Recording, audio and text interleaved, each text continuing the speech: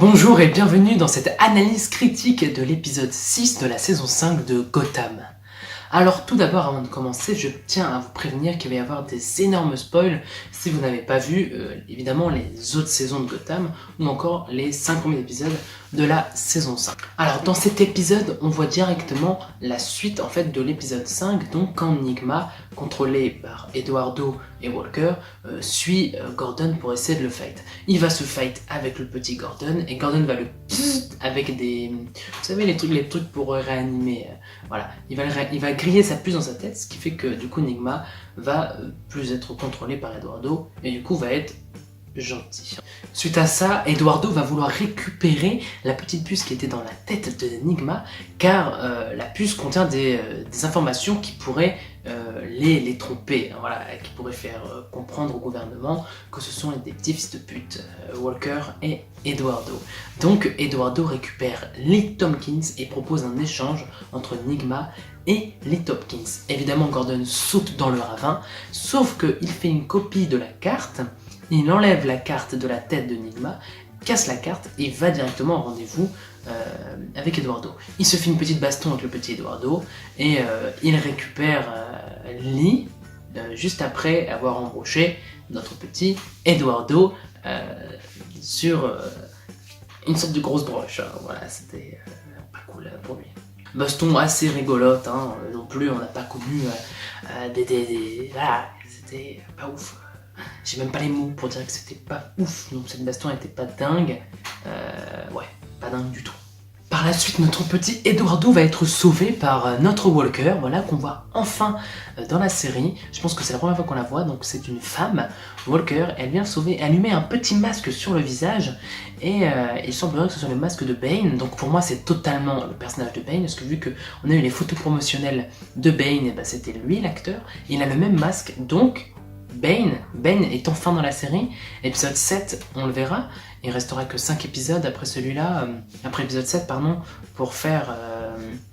pour terminer, pour introduire Bane, la suite avec le Joker et tout.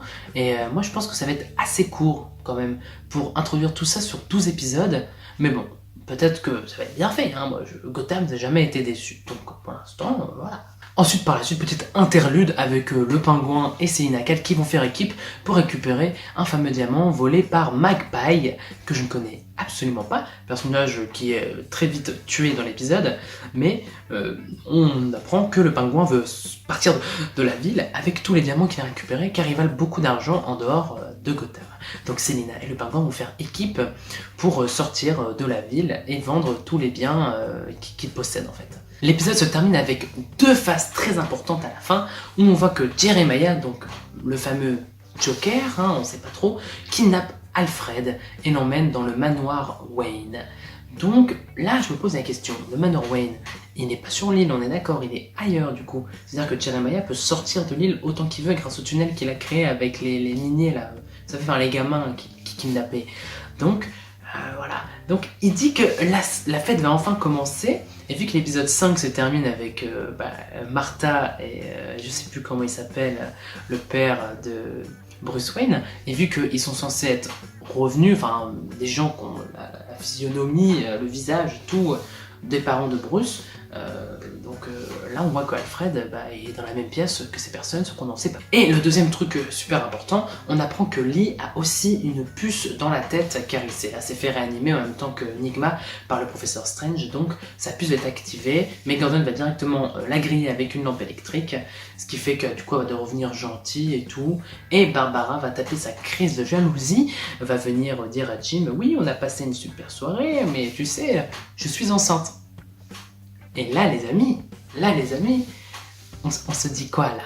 Bah du coup que c'est la fille de Gordon. Elle s'appelle Barbara aussi. Mais du coup ce serait bizarre que ce soit sa vraie fille et du coup qu'il l'appelle Barbara. Donc pour moi du coup, ça va être Batwoman, enfin Batgirl du coup. Pardon, Batgirl, totalement erreur de ma part. Du coup ça va être Barbara quoi, Barbara Gordon. Voilà.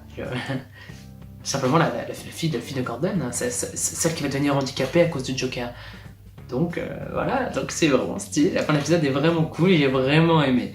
Donc voilà, si cette petite analyse vous a plu, analyse sympathique, avec un petit avis simple, Eh bien écoutez, je vous laisse mettre dans les commentaires ce que vous avez pensé.